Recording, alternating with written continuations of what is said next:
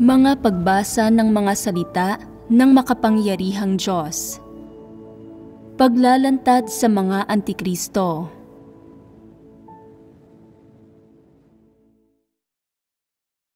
Ikapitong item.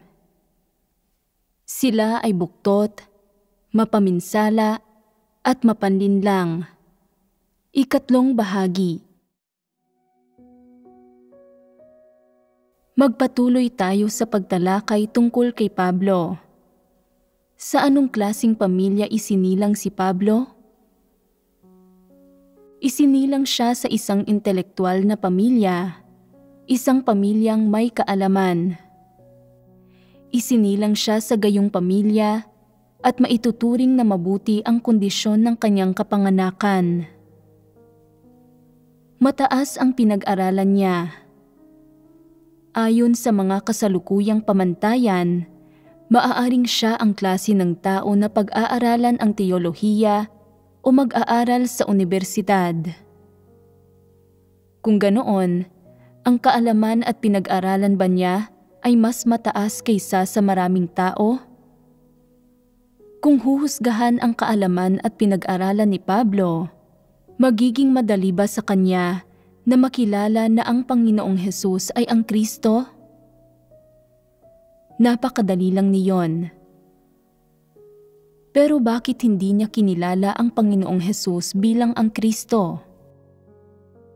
Sinamba niya ang kaalaman at nadama niyang ang Panginoong Hesus ay hindi niya kasing talino, kaya hindi niya kinilala ang Panginoong Hesus. Napakasimple lang na sabihin ito. Kung hindi niya kasing talino ang Panginoong Hesus, hindi niya siya makikilala. Kung talagang may kaalaman ang Panginoong Hesus, baka makilala siya ni Pablo. Ito ay bahagyang lohikal na pagpapalagay. Ngayon, sinasabi lang natin na sinasamba ng mga Antikristo ang kaalaman, na ibig sabihin, kapag nakikinig sila sa mga tao at hinaharap nila ang mga tao at usapin, mayroon silang pananaw na nagagawa ang iba na makitang sinasamba nila ang kaalaman at pinag-aralan. Halimbawa, kung ang mga salita mo ay napakalohikal, mataas ang antas, matalino, di maarok at abstract, ito mismo ang gusto niya. Ang abstract at naaayon sa lohika, filosofiya, at maging sa isang partikular na pinag-aralan. Ito mismo ang gusto niya. Ang Panginoong Hesus ay ang pagkakatawang tao ng Diyos, at ang lahat ng sinasabi niya ay mga salita ng Diyos at mga katotohanan. Kaya, kapag tiningnan ng mga taong may kaalaman at pinag-aralan ang mga salita at katotohanan ito, ano ang tingin nila rito? Masyadong karaniwan at mababaw ang mga salitang sinasabi mo. Lahat ng iyon ay walang kwentang bagay tungkol sa pananampalataya sa Diyos. Hindi malalim ni di maarok ang mga iyon. Walang mga hiwaga. Pero sinasabi mong mga katotohanan iyon. Ano ba ang napakataas sa katotohanan? Kaya ko ring sabihin ang mga ito. Hindi ba't ito ang pinaniniwalaan ng mga Antikristo? Tinitimbang nila ito ng ganito. Iniisip nilang, tingnan natin kung ang mga bagay na sinasabi mo ay mas mataas ba o mas mababa sa kaalaman ko. Pagkarinig nila sa mga iyon, hinahamon nila ang mga iyon, sinasabing, para kang estudyante sa elementarya. Nasa kolehiyo na ako, kaya hindi kita kasing galing. Pagkatapos ay humahanap sila ng kamalian sa mga salita ng Diyos, sinasabing, parang hindi mo naiintindihan ang gramatika, at minsan ang mga salitang ginagamit mo habang nagsasalita ka ay hindi wasto.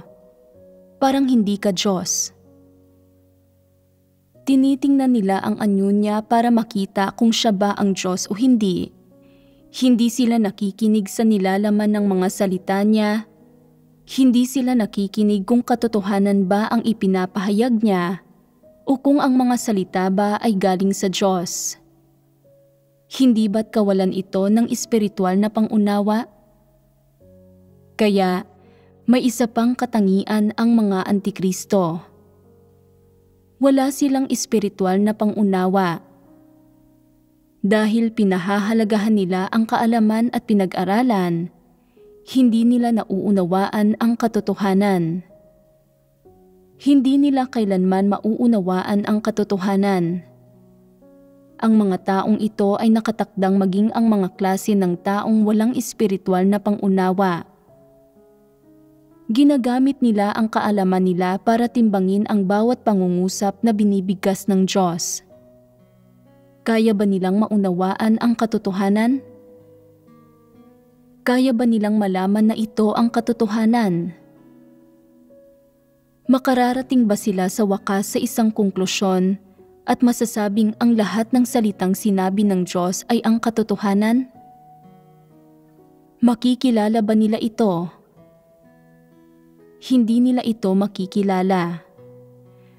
Kung gayon, sa mga mata nila, paano nila nakikita ang nagkatawang taong Diyos?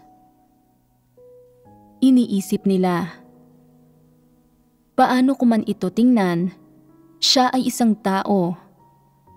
Paano ko man ito tingnan, hindi ko makita ang kalidad ng Diyos. Paano man ako makinig, hindi ko masabi kung alin sa mga salita niya ang naaayon sa katotohanan at kung alin sa mga iyon ang katotohanan. Kaya, sa kaibuturan ng puso nila, iniisip nila, kung mayroon kang isang bagay na bago at sariwa at makapagkakamit ako ng ilang teorya at makakakuha ako ng kaunting kapital mula sa iyo, susundan kita sa ngayon at tingnan natin kung ano ang magiging resulta. Pero matatanggap ba nila ang Panginoong Hesus mula sa kaibuturan ng puso nila? Siguradong hindi nila siya matatanggap. Bakit hindi nila siya tinatanggap? Ano ang dahilan nito? Iyon ay dahil masyado nilang gusto ang kaalaman. Ang gusto nila at ang kaalamang naisangkap at natutuhan nila ay binulag ang mga mata at kaisipan nila na humahad lang sa kanilang makita ang lahat ng ginawa ng Diyos. Kahit nakitang-kita namang katotohanan ang sinasabi ng Diyos, kahit na malinaw na ipinapahayag ng gawaing nagawa ng Diyos ang pagkakakilanlan at diwa ng Diyos, hindi nila ito makita. Bakit hindi nila ito makita? Dahil ang kaalaman at natutuhan nila ay pinupuno sila ng mga kuro-kuro, imahinasyon at paghusga sa Diyos. Sa huli, gaano man sila makinig sa mga sermon o makipag-ugnayan sa Diyos, hindi nila maunawaan ang sinasabi ng Diyos, lalo na ang matanggap na kayang baguhin ng sinabi ng taong ito ang mga tao o na ito ang katotohanan, ang daan at ang buhay. Ito ay isang bagay na kailanman ay hindi nila matatanggap. Hindi nila ito kailanman matatanggap na nagtatakda sa kanilang hindi maligtas gaya ni Pablo. Inamin ba ni Pablo na ang Panginoong Hesus ay ang Kristo? Hindi niya ito inamin hanggang sa huli. Sinasabi ng ilang tao, hindi ba tumawag siya sa Panginoon nang pinabagsak siya sa daan papuntang Damasco? Siguro ay umamin siya. Paano masasabing hindi siya umamin? May isang katunayang nagpapatibay na hindi kailanman kinilala ni Pablo ang Panginoong Hesukristo bilang ang kanyang tagapagligtas. Iyon ay, kahit na pinabagsak siya, hinangad pa rin niyang subukang maging Kristo. Ang mga tao ba ay pwedeng maging Kristo na lang basta-basta? Si Kristo ay ang Diyos na nagkatawang tao Siya ay Diyos at walang sino man ang pwedeng maging siya dahil gusto lang nila. Sino ba ang ayaw maging Kristo? Pero iyon ba ay isang bagay na pwedeng gawin ng mga tao? Hindi ito usapin ng kagustuhan ng mga taong gawin ito. Ginusto pa nga ni Pablo na maging Kristo. Kung titingnan ang paghahangad ni Pablo, kaya ba niyang makilala na ang Panginoong Hesus ay ang Kristo at ang Panginoon? Kung gayon, saan niya ipinosisyon ang pagkakakilanlan at katayuan ng Panginoong Hesus? Bilang ang anak ng Diyos. Ano ang anak ng Diyos? Iyon ay, hindi ka Diyos, ikaw ay ang anak ng Diyos. Mas mababa ka kaysa sa Diyos, ikaw ay katulad namin. Kami ay mga anak ng Diyos, at ikaw ay anak din ng Diyos, pero binigyan ka ng Diyos ng ibang atas at gumawa ka ng ibang gawain. Kung ibibigay sa akin ng Diyos ang trabahong ito, kaya ko rin itong gawin at pasanin. Hindi ba't ang ibig sabihin nito ay hindi kinikilala ni Pablo ang katunayan na ang Panginoong Hesukristo ay ang Diyos? Naniwala siya na ang Diyos ng kanyang pananalig ay nasa langit, na ang Kristong ito ay hindi ang Diyos, at na ang pagkakakilanlan at katayuan ng Diyos ay walang kinalaman sa Kristong ito. Paano nabuo ang pagkaunawa at saloobin niya sa Panginoong Hesus? Nahinuha iyon mula sa kaalaman at mga imahinasyon niya. Paano niya nahinuha ang mga iyon? Saang pangungusap niya nakita ang mga iyon? Sinabi ng Panginoong Hesus, "Ang Ama ko ay ganito at ganyan, at ginagawa ko ang ganito at ganyan sa pamamagitan ng aking Ama na nasa langit." At narinig niya ito at naisip na, tinatawag mo ring Diyos ang Diyos? Tinatawag mo ring Ama ang Diyos na nasa langit? Kung ganoon, ikaw ay anak ng Diyos? Hindi ba't imahinasyon ito ng utak ng tao? Ito ay ang konklusyong binuo ng mga taong may kaalaman. Kung tinatawag mong Ama ang Diyos na nasa langit, at tinatawag din namin siyang Ama, ibig sabihin, magkakapatid tayo. Ikaw ang panganay na anak, kami ang ikalawang mga anak, at ang Diyos na nasa langit ay ang Diyos nating lahat. Kaya, hindi ikaw ang Diyos, at magkakapantay tayong lahat. Sa makatuwid, hindi ang Panginoong Hesukristo ang huling nagpapasya kung sino ang gagantimpalaan, kung sino ang parurusahan, at kung ano ang kalalabasan nila. Ito ang Diyos na nasa langit. Ang mga konklusyon at kakatuwang pananaw na ito ni Pablo ay lahat natamo sa paggamit ng isip niya para humusga at sumuri pagkatapos pag-aralan ang teolohiya at kaalaman. Ito ang resulta. Itinuring ni Pablo ang kaalaman bilang kanyang makakapitan upang maligtas ang kanyang buhay, bilang kanyang kapital, at lalo pa bilang layon ng paghahangad niya. Kung hindi sinamba ni Pablo ang kaalaman, at sa halip ay kaya niyang bitiwan ang kaalamang natutuhan niya dati, kung itinuring niya ang Panginoong Hesus bilang ang Panginoon, bilang ang siyang maaaring sundan, ang siyang makakapagpahayag ng katotohanan, at kung itinuring niya ang mga salita ng Panginoong Hesus bilang ang katotohanang dapat sundin at isagawa, iba sana ang naging resulta. Sa isang banda, nagawang itatwa ni Pedro ng 3 beses ang Panginoon dahil takot siya, at sa kabilang banda, Nakita niya ang Panginoong Hesus bilang isang ordinaryong tao na inaresto at nagdurusa. May kahinaan sa puso ni Pedro. Hindi iyon ang nakamamatay na kapintasan. Hindi rin isang nakamamatay na kapintasan na naitatwa niya ng sandali ang Panginoong Hesus. Hindi ito ang ebidensya na tutukoy sa kalalabasan ng isang tao sa huli. Ano ba ang tumutukoy sa kalalabasan niya sa huli? Ito ay kung tinatrato ba niya ang mga salita ng Diyos bilang mga salita ng Diyos, kung kaya ba niyang tanggapin, sundin, at isagawa ang mga salita ng Diyos bilang ang katotohanan.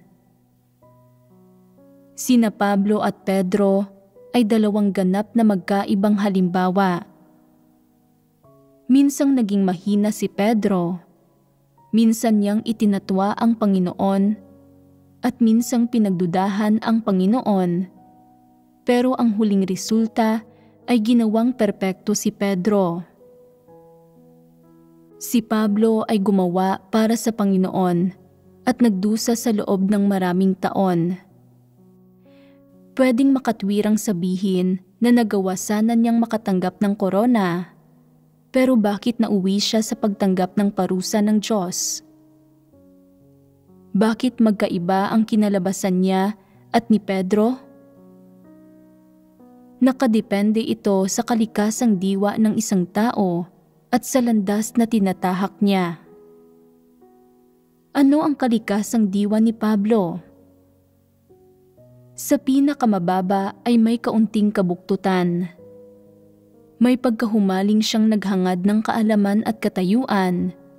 Hinangad niya ang mga gantimpala at isang korona at nagpakaabala, gumawa at nagbayad siya ng halaga para sa koronang iyon nang hindi man lamang hinahangad ang katotohanan.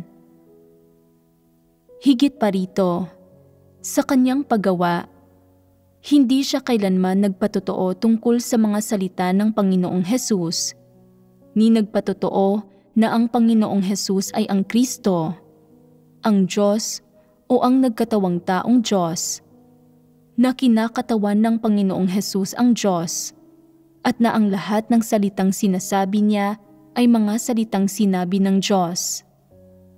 Hindi maunawaan ni Pablo ang mga ito. Kaya, ano ang landas na tinahak ni Pablo? May pagkasutil niyang hinangad ang kaalaman at teolohiya, sinuway ang katotohanan, tinanggihang tanggapin ang katotohanan, at ginamit ang kanyang mga kaloob at kanyang kaalaman na gawin ang gawain para pamahalaan, panatilihin, at patatagin ang katayuan niya. Ano ang huling kinalabasan niya? Siguro ay hindi mo makita mula sa labas kung anong kaparusahan ang tinanggap niya bago siya mamatay, o kung mayroon ba siyang abnormal na pagpapamalas, pero ang huling kinalabasan niya ay naiiba kay Pedro. Saan nakadepende ang pagkakaibang ito? Ang isa ay sa kalikasang diwa ng isang tao, at ang isa pa ay sa landas na tinatahak niya. Pagdating sa saloobin ni Pablo at pananaw sa Panginoong Hesus, paano naiiba ang paglaban niya sa paglaban ng mga normal na tao?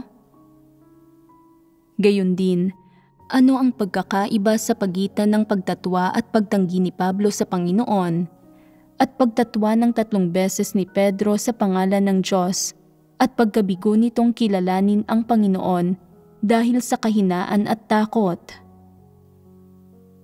Ginamit ni Pablo ang kaalaman, pagkatuto, at ang mga kaloob niya para gawin ang kanyang gawain.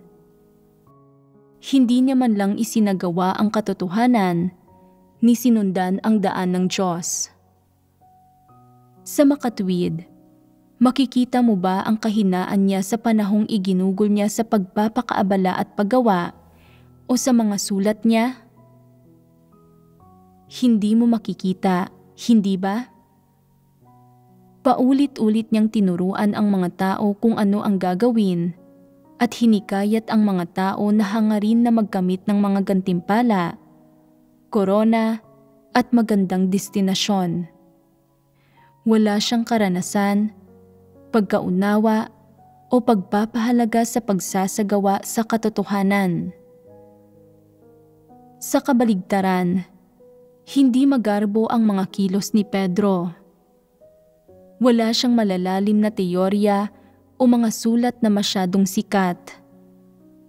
Mayroon siyang kaunting tunay na pagkaunawa at pagsasagawa sa katotohanan. Bagamat nakaranas siya ng kahinaan at katiwalian sa buhay niya, pagkatapos ng maraming pagsubok, ang relasyong nabuo niya sa Diyos ay relasyon sa pagitan ng tao at Diyos na ibang-iba kay Pablo. Bagamat gumawa si Pablo, walang kahit ano sa ginawa niya ang may kinalaman sa Diyos. Hindi siya nagpatotoo tungkol sa mga salita ng Diyos, sa kanyang gawain, sa kanyang pagmamahal, o kanyang pagliligtas sa sangkatauhan, at lalong hindi tungkol sa mga layunin ng Diyos sa mga tao o sa mga hinihingi niya. Sinabi pa nga ni Pablo sa mga tao na ang Panginoong Hesus ang anak ng Diyos, na sa huli ay nagdulot sa tao na tingnan ang Diyos bilang isang Trinidad. Ang salitang Trinidad ay galing kay Pablo. Kung walang bagay gaya ng Ama at Anak, magkakaroon ba ng Trinidad? Hindi. Masyado lang malawak ang mga imahinasyon ng tao. Kung hindi mo maunawaan ang pagkakatawang tao ng Diyos, huwag kang basta humusga o gumawa ng mga basta-bastang paghusga. Makinig ka lang sa mga salita ng Panginoong Hesus at tratuhin mo siya bilang Diyos na nagpapakita sa katawang tao at nagiging isang tao. Mas objektibo na tratuhin ito ng ganito. Noong unang patotohanan ang pagkakatawang tao ng Diyos bilang babae sa yugtong ito ng kanyang gawain, hindi ito matanggap ng maraming tao at hindi sila makausad dahil dito. Nadama nila na ang mga salitang sinasabi ay pawang katotohanan. Ang gawaing ginagawa ay ang paghatol sa pamamagitan ng mga salita. Ang mga ito ay tila gawain ng Diyos at kaya kong aminin na ang taong ito ang nagkatawang taong Diyos. Hindi nga lang ganoon kadaling tanggapin ang kasariang ito.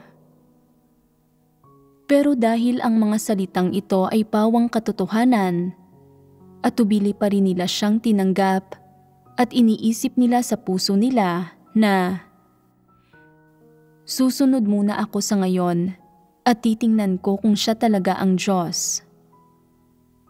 Maraming taong sumunod ng ganito. Ang paglikha ng Diyos sa sangkatauhan ay sa dalawang kasarian na lalaki at babae, at hindi eksepsyon ang pagkakatawang tao ng Diyos. Pwedeng lalaki ito o babae ito. Isang araw, biglang may nagtanong sa akin, paano mauunawaan na sa pagkakataong ito ay babae ang pagkakatawang tao? Sumagot ako, paano mo ba ito tinitingnan? Hindi kumikilos ang Diyos nang naaayon sa mga kuro-kuro ng mga tao. Kung sigurado kang ginagawa ito ng Diyos, hindi mo dapat saliksikin ang ginagawa ng Diyos. At kung hindi mo ito nauunawaan, maghintay ka dapat. Kung naghahanap ka at wala ka pa ring nakukuhang mga resulta, tingnan mo na lang kung kaya mo bang magpasakop. Kung kaya mong magpasakop, may katwiran ka. Pero kung hindi ka makausad dahil dito at itinatatwa mo ang lahat ng ginawa ng Diyos, hindi ka makatwiran, hindi ka totoong mananampalataya sa Diyos. 10 bagay ang ginagawa ng Diyos na sa pananaw mo ay tama at naaayon sa iyong mga kuro-kuro. Pero kapag ang isang bagay ay hindi naaayon sa iyong mga kuro-kuro, binabaliwala mo ang lahat ng 10 bagay. Anong klaseng kasamaan ito? Hindi ba't ito ay isang dyablo? Nang magbahagi ako ng ganito, sinabi niya, "Oo, kung gayon, dapat ko na itong tanggapin." Pagkatapos kong tapusin ang pagbabahaginan ko, naunawaan at tinanggap niya ito agad. Hindi ba't mahusay ang kakayahan niya? Sabihin na nating ganoon nga. Nagpatuloy siya sa pagsasabing, "Nilikha ng Diyos ang lalaki at babae, at noong unang naging tao ang Diyos, siya ay isang lalaki, ang anak na lalaki ng Diyos. Sa pagkakataong ito naman ay naging tao siya bilang isang babae. Hindi ba't anak na babae iyon ng Diyos? Sabihin mo sa akin kung tama ba ang pagkakaintindi ko.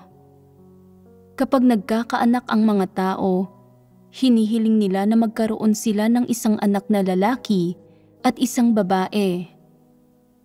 Gusto rin ba ng Diyos na magkaroon ng pareho nito? Paano ko siya dapat sinagot at pinaliwanagan tungkol sa usaping ito? Hindi ba't dapat na seryosohin ang usaping ito? Hindi ba't dapat itong iwasto? May problema ba sa sinasabi niya? May problema roon. Sinabi niyang, may anak na lalaki ang Diyos, ang Panginoong Hesus, at sa pagkakataong ito ang pagkakatawang tao ay babae. Kung gayon, ito ay ang kanyang anak na babae. Kaya, ang Diyos ay may anak na lalaki at anak na babae. Mayroon siya ng pareho, kaya walang pangangailangan para sa banal na espiritu. May banal na ama, banal na anak na lalaki, at banal na anak na babae, ang Trinidad na ito. Napakaakma at napakarangal nito. Kung walang anak na babae, hindi ito makukumpleto. Ano ang pakiramdam mo pagkatapos mong marinig iyon? Hindi mo alam kung matatawa ka ba o maiiyak. Sabihin mo sa akin, hindi ba't katatawanan ito? May pagkakaiba ba sa pagkaunawa niya sa pagkakatawang tao at iyong kay Pablo? Walang pagkakaiba. Kung palaging umaasa ang mga tao sa kanilang katalinuhan, mga imahinasyon at mga kuro-kuro para gumawa ng hinuha at deduksyon tungkol sa mga usapin ng pagkaunawa sa Diyos, lalo na sa pagharap sa mga usapin ng pagkakakilanlan at diwa ng Diyos, at gagamitin nila ang mga iyon sa ilang pananaw, magiging magulo ito at makakagawa sila ng mga kamalian at mahaharap sa mga issue. Kung gayon, ano ang pinakaangkop na paraan para harapin ang usaping ito? Ang ilang bagay ay mas malalim at abstract. Hindi madaling maunawaan ng mga tao ang mga iyon at hindi madaling makilatis ang diwa at pinakasanhi ng problemang ito. Kung ang mga bagay na ito ay walang kinalaman sa katotohanan o hindi nakakaapekto sa iyong paghahangad sa katotohanan, ano ang gagawin mo? Bitiwan mo muna ang mga ito. Ano ang silbi ng pananaliksik sa mga ito? Ang mga ito ay hindi para sa liksikin mo. Ang kailangan mo lang gawin ay ang tumuon sa buhay pagpasok at maayos na gawin ang tungkulin mo. Isang araw, natural mong mauunawaan ang mga usaping ito. Sinasabi ng ilang tao na hindi nila kayang bitiwan ang mga ito at gusto nilang saliksikin ang mga ito, na magulo naman. Hindi mo dapat saliksikin ang mga ito.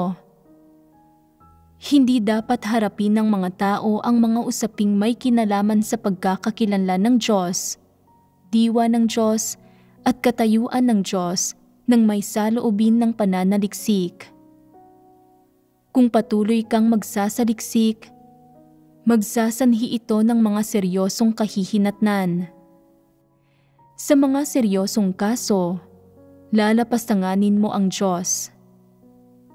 Paano dapat harapin ng mga tao ang mga usaping may kinalaman sa pagkakakilanlan at diwa ng Diyos? Maging simple ka, at kahit pa hindi malinaw sa iyo ang usaping ito, isa lang ang sigurado. Kaya niyang katawanin ang Diyos. Siya ang pagpapakita ng Diyos. Ang ipinapahayag niya ay ang katotohanan. Ang dapat tanggapin ng mga tao ay ang katotohanan at sapat na matamo ang katotohanan. Kung titingnan ang kalikasang diwa ng mga antikristo, ano ang pinakasinasamba nila? Ang matataas, hungkag, at abstract na di umano ay mga teolohikal na teorya. Para sa kanila, napakahalaga ng mga teoryang ito. Masyado nilang pinahahalagahan at minamahal ang mga bagay na ito at nag-iisip sila ng lahat ng klasing paraan para makuha ang mga ito, para maging angat sa maraming tao. Isinasa puso nila ang mga ito at tinitingnan ang mga ito bilang kapital, bilang mga pamamaraan para matupad ang mga pansariling layo nila sa buhay, nang hindi nalalaman na hindi katotohanan ang mga ito. Pero gusto nilang sangkapan ang mga sarili nila ng mga teolohikal na teoryang ito, na kanilang mga nagiging pauna ng nabuong mga ideya, at itinuturing nila ang mga iyon na katotohanan. Ginagamit nila ang teolohikal na kaalamang ito para pag-aralan ang mga salita ng Diyos at ang mga katotohanang ipinapahayag ng Diyos. Kapag nakikita nilang ang mga salita ng Diyos at ang mga katotohanang ipinapahayag ng Diyos ay hindi umaayon sa mga teolohikal na teoryang isinusulong nila, hindi nila mapigilan ang sarili nilang husgahan at kondenahin ang mga salita ng Diyos. Wala silang takot sa puso nila dahil naniniwala silang may biblikal silang batayan sa paggawa niyon. Kinokondina pa nga ng ilan sa kanila ang mga salita ng Diyos. Sinasabing, masyadong nakakapagod ang mga salita ng Diyos. Ang ilan sa mga iyon ay hindi lohikal, ang ilan ay hindi tama ang gramatika, at maging ang ilan sa mga bokabularyong ginagamit niya ay hindi gaanong akma. Palagi lang silang nag-iisip. Ginagamit ang kaalaman at pinag-aralan nila para suriin at pag-aralan ang mga salita ng Diyos. Marami sa kanila ay ginagamit pa nga ang mga imahinasyon at paghusga nila para hanapin sa mga salita ng Diyos kung paano binibigyang kahulugan ng Diyos ang ilang tao o kung anong destinasyon ang ipinapasya niya para sa ilang tao. At pagkatapos ay sinusuri at kinokondina nila ang mga iyon ayon sa kung ano ang sinasabi ng Biblia, at sa gayon ay sinisimulan nilang itatwa ang mga salita ng Diyos. Habang sinusuri at kinokondina nila ang mga salita ng Diyos, may isang teribleng bagay ang nangyayari. Alam ba ninyo kung ano iyon? Kapag sinusuri at pinag-aaralan ng mga tao ang Diyos, at kapag umuusbong sa mga tao ang mentalidad ng pagkondina, itinataboy ng banal na espiritu ang mga taong ito at hindi gumagawa sa kanila. Hindi ba teribleng bagay ito? At alam ninyo kung ano ang ipinahihiwatig ng hindi paggawa ng banal na espiritu. Kapag hindi gumagawa ang banal na espiritu, iniiwasan niya ang mga taong ito na katumbas ng pag-abandona sa kanila. Sa ibang salita, hindi sila ililigtas ng Diyos. Kaya nating suriin ang dahilan. Saan ba galing ang mga theological na teoryang ito na isinangkap nila sa sarili nila sa kalahati ng buhay nila? Sino ang kinakatawan ng mga iyon? Hindi malinaw sa puso nila ang tungkol dito. Ang totoo, ang mga ito ay hinding-hindi mula sa Diyos, ni dalisay na pagkaunawa ng mga tao. Ang mga ito ay mga nakalilin lang na pagpapakahulugan ng mga tao, at dahil doon, pwedeng sabihin ng isang tao na galing ang mga iyon kay Satanas at lubusang kumakatawan kay Satanas. Ano pa ang kasama sa theological na kaalamang ito? Bukod sa mga nakalilin lang na pagpapakahulugan sa Biblia, kasama rin dito ang lohika at pangangatwiran ng mga tao, ang mga kuro-kuro at imahinasyon ng mga tao, pati na rin ang mga karanasan, etika, moralidad, at pilosopikal na ideya ng mga tao. Kapag ginagamit nila ang mga ito para timbangin ang sinasabi ng Diyos at ang gawain niya, halata namang kakampi sila ni Satanas sa pagtrato nila sa Diyos. Sa makatwid, itinatago ng Diyos mula sa kanila ang kanyang mukha at inaabandona sila ng banal na espiritu. Naranasan na ba ninyo ito? Dati, tinalakay ng ilang tao ang mga karanasan nila tungkol dito. Sinabing, "Noong nagsisimula pa lang akong manampalataya sa Diyos, masigasig akong pag-aralan ang Diyos. Pinag-aralan ko kung ano ang sinasabi niya, ang paggamit niya ng salita, kung paano niya tinatrato ang mga tao, kung kanino siya mabuti, at kung anong uri ng tao ang gusto niya o kinamumuhian niya." Bilang resulta ng lahat ng pag-aaral na ito, naging madilim ang puso ko. Hindi ko maramdaman ang Diyos sa mga panalangin ko. Nawala na sa puso ko ang pagiging malaya at maginhawa, at hindi ko na nadarama ang kapayapaan o kagalakan. Para bang may batong nakadagan sa puso ko. Nakaranas na ba kayo ng ganoon? Ang mga taong palaging pinag-aaralan ang Diyos ay walang nakakamit na kaliwanagan o pagtanglaw mula sa banal na espiritu. Kahit ang pagbabasa sa mga salita ng Diyos ay hindi nagdadala ng anumang liwanag. Bihasa ang mga antikristo sa pag-aaral sa Diyos, pero hindi naman nila tinatanggap ang katotohanan. Sa iglesia, ay wala silang kahit anong normal na relasyon sa ibang tao. Palagi nilang ipinoposisyon ang mga sarili nila na mas mataas sa iba para pangaralan ang mga ito. Madalas nilang ipinagyayabang ang kaalaman nila at minamaliit ang mga ordinaryong kapatid. Kapag nakisalamuha sa iyo ang isang antikristo at nalamang hindi ka nakapag-aral, hindi ka niya iintindihin. Kahit pa maabot mo ang pamantayan para maging isang leader ng iglesia o leader ng pangkat, hindi ka niya gagamitin. Anong klase ng mga tao ang ginagamit niya? Hinahanap niya ang mga taong may katayuan sa lipunan, kapangyarihan, kaalaman, at mga kaloob at nakayang magsalita ng mahusay. Itinutuon niya ang pansin sa gayong mga tao at kumikilos siya para gamitin ang mga ito.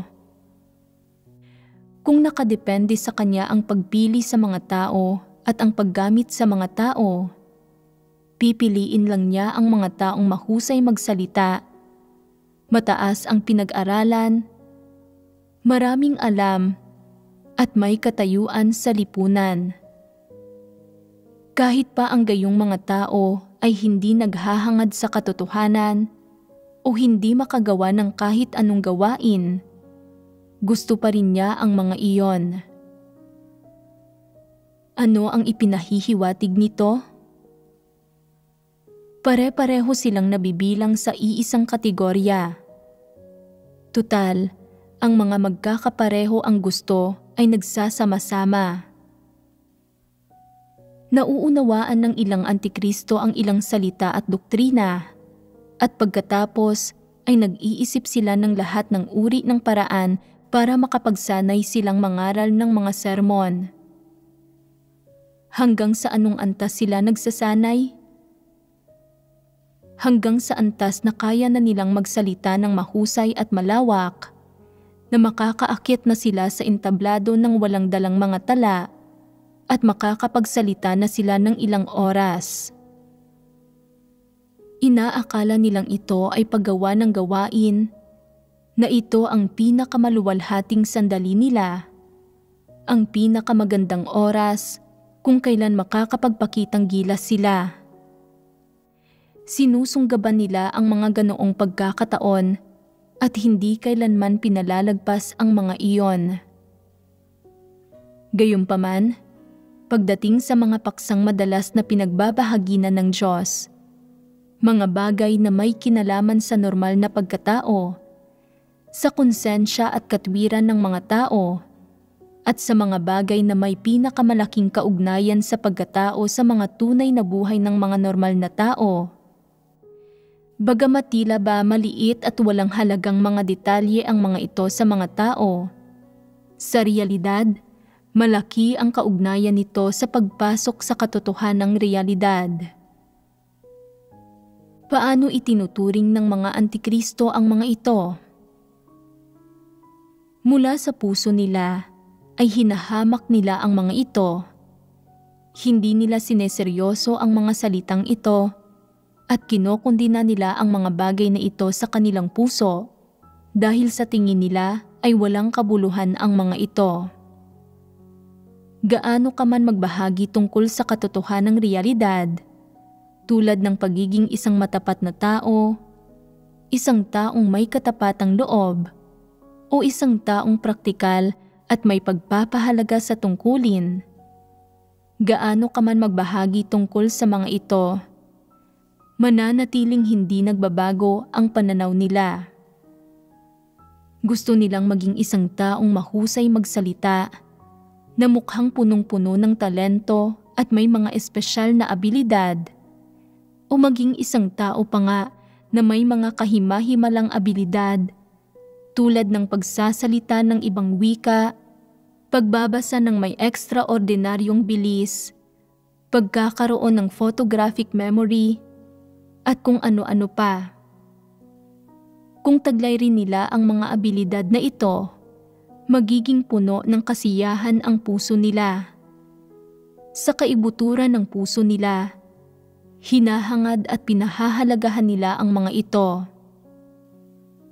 Halimbawa, katatapos ko lang sabihin ang isang bagay at ilang sandali lang nakalimutan ko na ito. Kapag tinanong ko ang lahat, wala ring sino mang nakakaalala. Kasi pare-parehong lahat ang mga memorya natin, hindi ba?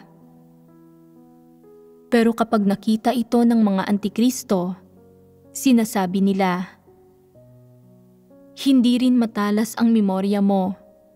Tingnan mo ang espiritual na taong si ganito at ganyan. Kaya niyang magbasa ng mabilis at mayroon siyang photographic memory. Ikaw ang Kristo. Ilang linya ang kaya mong basahin sa isang tingin lang. Sinasabi ko, wala akong ganoong kahima-himalang abilidad. Minsan hindi ko naaalala ang isang pangungusap pagkatapos ko itong mabasa at kailangan ko ulit itong basahin. Sinasabi nila, hindi ba't dapat ay makapangyarihan sa lahat ang Diyos? Ganito sila nagsisimulang bumuo ng mga kuro-kuro. Sa kaibuturan ng puso nila, ano ang tingin nila sa nagkatawang taong Diyos? Ang nagkatawang taong Diyos ay isa lamang ganap na ordinaryo at lubusang normal na tao. Hindi matalas ang memorya niya. Ang pangangatawan niya ay hindi ganoon kahusay. Hindi siya mukhang Diyos sa anumang aspekto. Kaya, kapag narinig nilang ipinangangaral ng isang tao ang tungkol sa pagmamahal sa Diyos, iniisip nila, kung ang espiritual na taong si ganito at ganyan, o ang sikat na taong si ganito at ganyan ay Diyos, matatanggap ko siya at magagawang mahalin. Pero kung ang kasalukuyang Kristo na ito ang Diyos, hindi ko siya kayang mahalin dahil hindi naman siya mukhang Diyos. Sa puso nila, para maging Diyos ay kailangang mukhang Diyos ang isang tao. Dapat siyang magsalita, kumilos, at magmukhang Diyos para kapag nakita siya ng mga tao, wala silang anumang kuro-kuro. Ito ang iniisip nila. Bakit? Iniisip nila, una, wala kang mga kahima-himalang abilidad.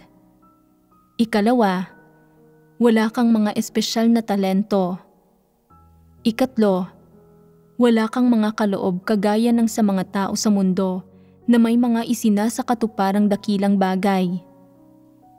Hindi ka eksepsyonal sa anumang paraan, kaya bakit ako makikinig sa sinasabi mo?